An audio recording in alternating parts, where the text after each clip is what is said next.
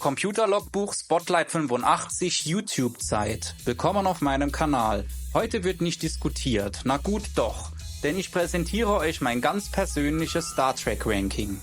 Aber bevor jemand mit der Sternenflottenverfassung wedelt und Q herbeiruft, das hier ist kein wissenschaftliches Ranking. Ich habe keine Metascores berücksichtigt, habe keine Rotten Tomatoes Grafiken beachtet und habe auch keine Excel-Tabellen erstellt.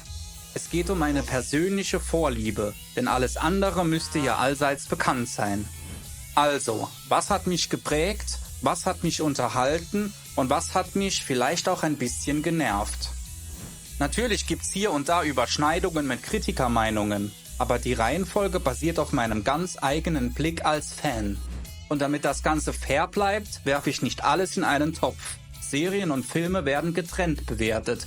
Und auch zwischen Classic Track, also alles bis ca. 2005, und Modern Track, ab dem 2009er Reboot, ziehe ich eine klare Linie. Denn hier wird der Schlussstrich gezogen. Also, Replikator an, Snacks bereitstellen und los geht's mit dem Ranking von Classic Track. Ich bin gespannt, wie eure Meinung dazu aussieht und wo wir uns einig sind oder eben nicht. Fangen wir mit den Serien an. Platz 6 geht an die Zeichentrickfortsetzung der Originalserie mit neuen außerirdischen Konzepten und einer gewissen stilistischen Freiheit. Obwohl es eine animierte Serie ist, wurden fast alle Hauptrollen von den Originalschauspielern aus der Originalserie gesprochen. Die Animation erlaubte Dinge, die in der Originalserie schlicht nicht möglich waren. Zum Beispiel Crewmitglieder mit mehreren Armen darzustellen, außerirdische Umgebungen zu zeichnen, die zu aufwendig für praktische Kulissen gewesen wären, oder generell Alien-Spezies darzustellen, die in Live-Action nie realisierbar gewesen wären. Die animierte Serie nutzte also die Freiheit der Animation, um Star Trek visuell weiterzuentwickeln, obwohl das Budget klein war. Die Folgen sind nur ca. 22 Minuten lang, also viel kürzer als klassische Track-Folgen. Dadurch mussten die Geschichten extrem komprimiert erzählt werden. Das war oft charmant, aber manchmal auch gehetzt. Platz 5 geht an die Originalserie und damit an die USS Enterprise unter dem Kommando von James T. Kirk, begleitet von Mr. Spock und Dr. Leonard McCoy. Die Enterprise fliegt in die Weiten der Milchstraße auf der Suche nach neuen Lebensformen, neuen Zivilisationen und manchmal auch einfach nach dem nächsten dramatischen Monolog. Es war das erste Mal, dass Sci-Fi im TV mit philosophischem Tiefgang, kultureller Diversität und echten gesellschaftlichen Kommentaren erzählt wurde. Der Look war schrill, die Technik einfach, aber die Vision revolutionär. Die Originalserie hat den Grundstein gelegt mit Transportern, Warp-Antrieb, Multikulti-Crew und moralischen Dilemmata. Besonders interessant fand ich Spocks kühle Logik versus McCoys impulsiver Menschlichkeit, das ewige Streitgespräch. Oder Kirks Charisma und seine Tendenz, sein Shirt in jedem zweiten Kampf zu verlieren. Die Originalserie hat einen Pionierstatus, ohne sie gäbe es kein Star Trek. Die Serie ist so weit unten im Ranking wegen den Low-Budget-Kulissen, Papierwände, die nun wirklich kein Hindernis für Spocks Telepathie darstellen, Gummimonster und wackelnde Brückenstühle. Aber auch wegen dem Shatner-Overacting, legendär, aber speziell. Platz 4 geht an Captain Archers Enterprise, 4 Staffeln und ein unvergessliches Intro. Die Serie spielt vor Kirk, Spock und Co., als die Menschheit noch frisch im All unterwegs war. Captain Jonathan Archer kommandiert die Enterprise NX-01, das erste Warp-5-Schiff der Erde, das sich mutig hinauswagt, ohne die oberste Direktive, ohne die Föderation, aber mit viel Pioniergeist und einem Beagle an Bord. Die Serie zeigt die Anfänge der Sternenflotte, als alles noch roh, riskant und improvisiert war. Es gab keine Schilde, kein Traktorstrahl und kaum Diplomatieerfahrung. Alles muss erst gelernt werden. Captain Archer ist kein perfekter Diplomat, sondern ein neugieriger, emotionaler Pionier.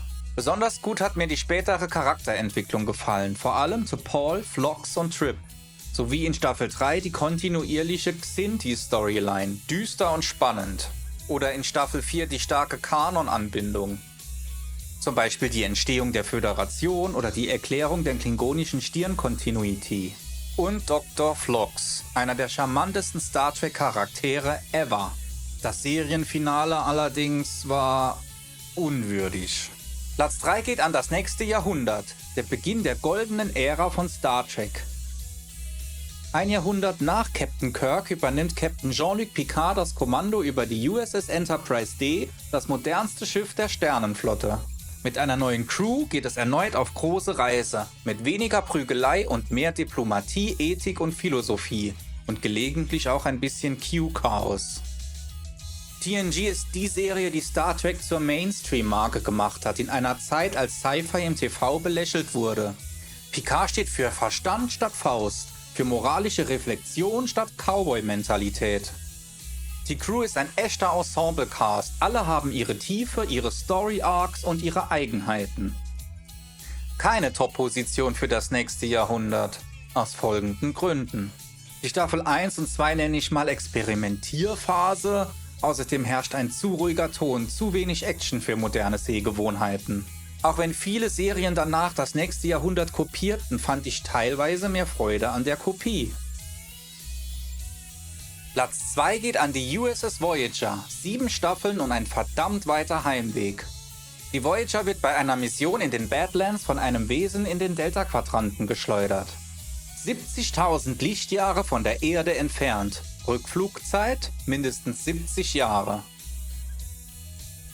Captain Catherine Janeway steht vor einer Mammutaufgabe: Heimkommen und dabei Sternenflottenprinzipien bewahren. Survival meets Star Trek. Keine Föderation in Reichweite, keine Nachschubbasen, kein Admiral, der nervt, nur das Schiff, die Crew und ein unbekannter Quadrant. Die Voyager muss alleine klarkommen, sich Freunde und Feinde schaffen und auf dem Weg nach Hause Entscheidungen treffen, die oft zwischen Moral und Überleben liegen. Die Voyager brachte den ersten weiblichen Captain ins Spiel, eine Mischung aus Wissenschaftlerin, Mamabär und emotionaler Entscheidungen. Und ja, der Holodoc war ursprünglich nur ein Notprogramm und wurde zur Seele der Serie. Seven of Nine brachte ab Staffel 4 frischen Wind und spannende Themen wie Identität, Menschlichkeit und Trauma. Besonders gut hat mir der ärztliche, bissige Humor gefallen, der eine große Entwicklung darstellt, vom reinen Programm zur vollwertigen Persönlichkeit. Platz 1 geht an 7 Staffeln stationärem Stillstand. Was passiert, wenn man nicht einfach weiterfliegen kann? Ich könnte, wenn Sie wollen, Ihren Aufenthalt hier sehr angenehm gestalten, Kira. Dann schlage ich vor, Sie tun etwas gegen Ihren Mundgeruch. Man reist nach innen, stellt sich den eigenen Konflikten und kommt vielleicht gerade dadurch weiter. Denn weglaufen ist ja keine Option. Statt auf einem Raumschiff spielt Deep Space Nine auf der gleichnamigen Raumstation nahe einem Wurmloch zum Gamma-Quadranten. Captain Benjamin Sisko übernimmt dort das Kommando, mitten im Spannungsfeld von Politik, Religion, Krieg, Bajoranern, Cardassianern und Propheten, die nicht linear durch die Zeit denken. Was macht Deep Space Nine besonders? Deep Space Nine ist das erste Star Trek mit einem komplexeren Spannungsbogen. Viele Handlungsstränge ziehen sich über Staffeln hinweg. Es ist düsterer und politischer als andere Trek-Serien. Der Fokus liegt hier nicht auf dem Forschergeist, sondern auf Konfliktbewältigung, Religion, Krieg, Besatzung und Trauma. Besonders gut gefallen mir die tiefe Charakterentwicklung, der Dominion-Krieg, die Spannungen zwischen der Föderation, den Bajoranern, den Cardassianern, den Klingonen, alles glaubwürdig und greifbar. Außerdem bietet Deep Space Nine die besten Nebenfiguren im Franchise. Garak, Wei Yun, Gul Dukat, Martok, Kai Wynn, Damar, Keiko, Cassidy, Lita, Mugi, Rom, Nog, der große Nagus. Bei Deep Space Nine gibt es kein Schwarz-Weiß. Entscheidungen sind oft schwer und nicht eindeutig richtig oder falsch.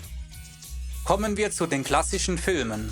Platz 10 geht an den mit dem Lagerfeuer, mit Gott und den Raketenstiefeln. Ein fanatischer Vulkanier, Cyborg, nimmt Geiseln und kapert die Enterprise A, um eine Reise ins spirituelle Zentrum seines Wahns zu unternehmen, zum Gottwesen, hinter der Barriere am Rande des Universums. Doch als sie ankommen, zeigt sich, vielleicht ist es doch kein Gott, sondern nur ein Alien mit Allmachtskomplex. Gut gefallen hat mir die Lagerfeuersituation. Marshmelonen, row, row, row your boat, die wohl menschlichste Szene der Filmreihe. Auch die emotionale Flashback-Szene mit McCoy und seinem Vater, der stirbt, bleibt mir in Erinnerung. Die Umsetzung des Themas Schmerz und Trauma ist nicht ganz gelungen, aber dennoch ist die Idee eine spannende. Und Kirks entlarvende Frage, wozu braucht Gott ein Raumschiff, wird sich für ewig in mein Hirn brennen. Warum so weit unten im Ranking? Ganz einfach, der Plot ist wirr. Wirkt eher wie eine esoterische Fantasiereise. Spocks Halbbruder, nie gehört, nie wieder gesehen. Das Gottwesen sieht eher aus wie ein Power Ranger-Bösewicht. Platz 9 geht an den mit dem Nebel, der Musik, dem Glanz und der ewig langen Kamerafahrt ums Schiff. Admiral Kirk entreißt Deckard das Kommando, Spock kehrt zurück, McCoy wird reaktiviert und gemeinsam stellen sie sich wohl der spirituellsten und langsamsten Gefahr der Filmreihe. Am Ende stellt sich heraus, Reacher ist die Voyager 6, eine verlorene Erdsonde, die von Maschinenwesen weiterentwickelt wurde und jetzt ihren Schöpfer sucht. Hier sehen wir große Kinobilder. Das erste Mal sieht man die Enterprise auf der Leinwand mit opulenter Musik und Effekten. Jerry Goldsmiths Soundtrack, episch, gänsehautwürdig, ikonisch und wurde später zum TNG-Theme.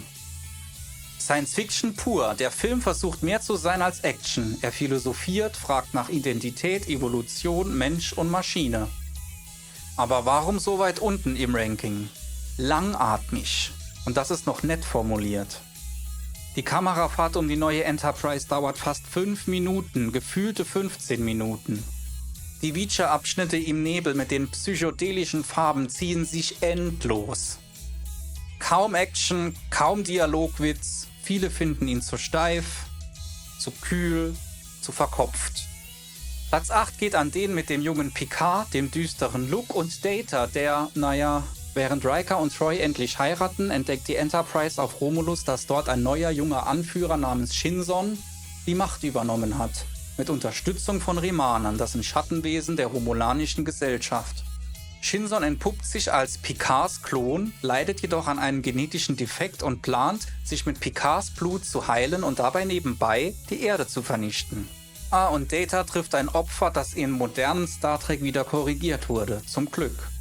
Gut gefallen haben mir die Romulaner und Remaner. Selten sah das Imperium so düster und bedrohlich aus.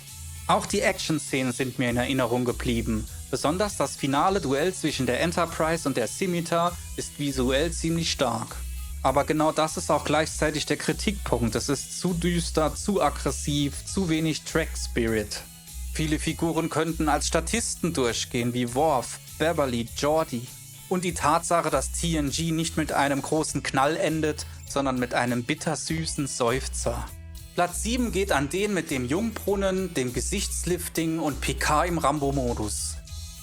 Die Enterprise-Crew entdeckt eine friedliche Welt, deren Bewohner nicht altern, weil sie auf einem Planeten mit regenerierender metaphasischer Strahlung leben.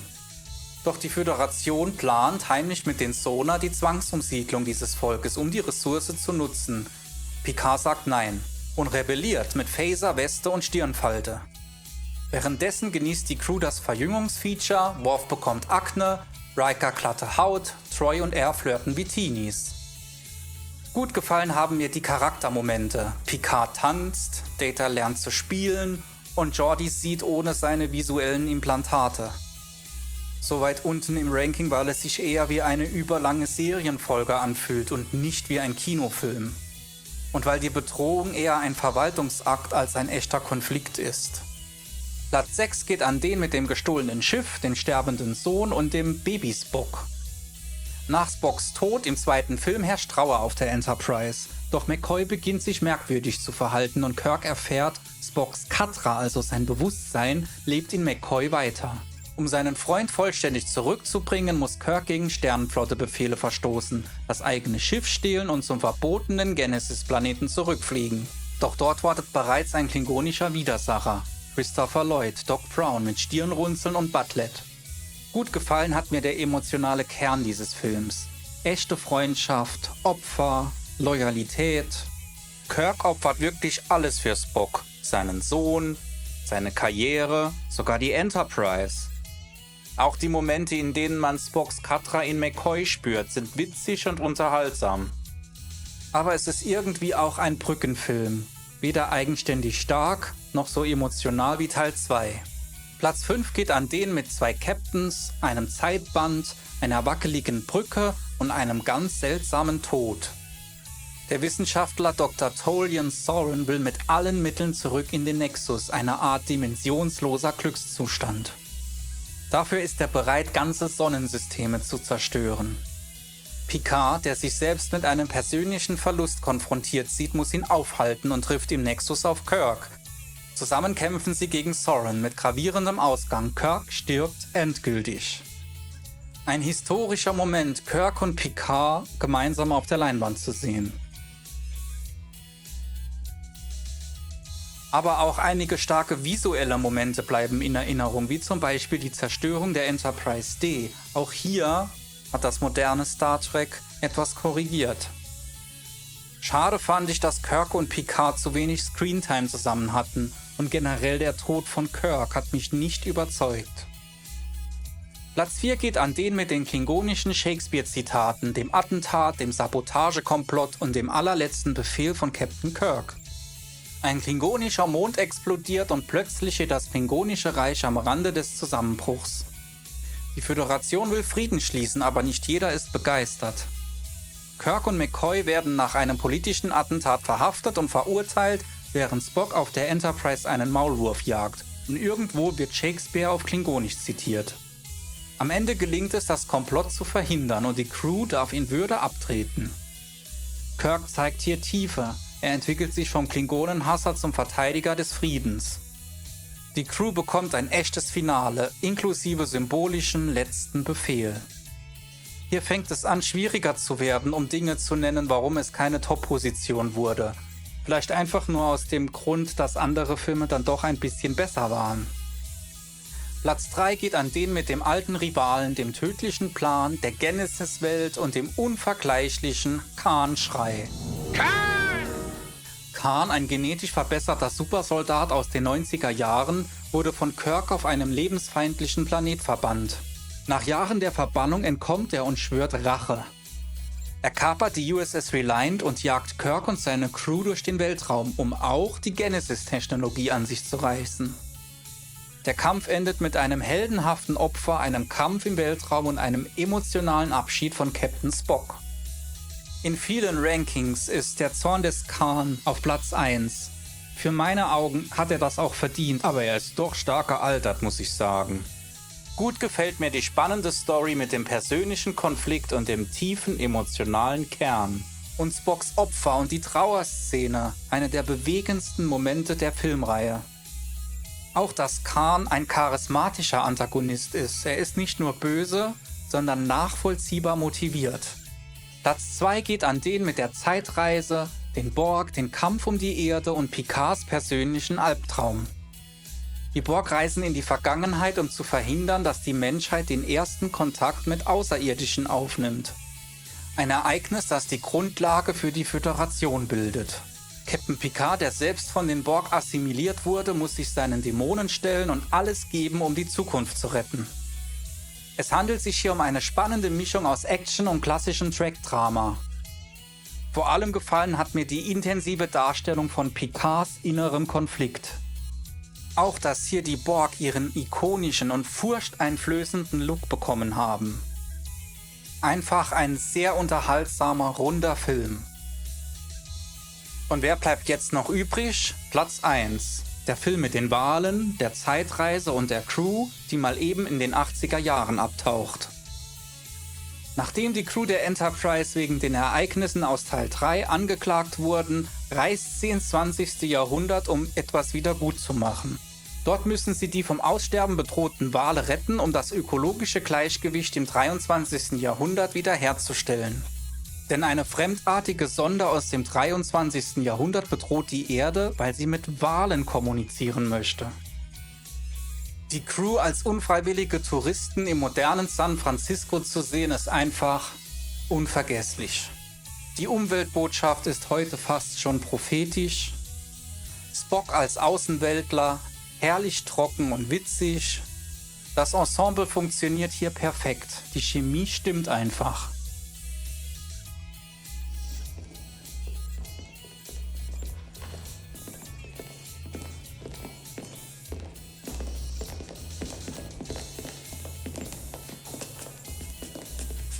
Captain Spock, Sie sind nicht angeklagt. Mr. President, ich gehöre zu meinen Kameraden. Wie Sie wünschen. Die Anklagen, die gegen Sie erhoben werden, lauten Verschwörung, Angriff auf Offiziere der Föderation, Diebstahl von Föderationseigentum, insbesondere des Raumschiffs Enterprise, Sabotage der USS Excelsior, absichtliche Zerstörung von Föderationseigentum, nämlich der zuvor genannten USS Enterprise. Und schließlich Missachtung eines direkten Befehls des Oberkommandierenden der Raumflotte. Admiral Kirk, wie plädieren Sie? Ich spreche im Namen der ganzen Mannschaft, Mr. President, und plädiere hiermit auf schuldig. Ins Protokoll aufgenommen. Aufgrund ganz bestimmter mildernder Umstände werden alle Anklagen bis auf eine fallen gelassen. Diese eine Anklage, Missachtung des Befehls eines Vorgesetzten, betrifft allein Admiral Kirk. Ich bin sicher, der Admiral weiß, dass Gehorsam die Voraussetzung für die Disziplin einer Raumflotte ist. Ja, Sir. James T. Kirk. Dieser Rat fällt folgendes Urteil. Sie werden zum Captain degradiert. Als Konsequenz Ihres neuen Ranges werden Sie in Zukunft wieder den Dienst verrichten, in dem Sie wiederholt Ihre unerschütterlichen Fähigkeiten unter Beweis gestellt haben. Nämlich als Kommandant eines Raumschiffs. Und gefällt euch mein Ranking oder seid ihr nicht einverstanden? Teilt es mir mit in den Kommentaren. Ich bin mega gespannt auf eure Antworten. In unserer nächsten Folge befassen wir uns mit dem Ranking des modernen Star Trek. Bis dahin, bleibt neugierig, bleibt menschlich.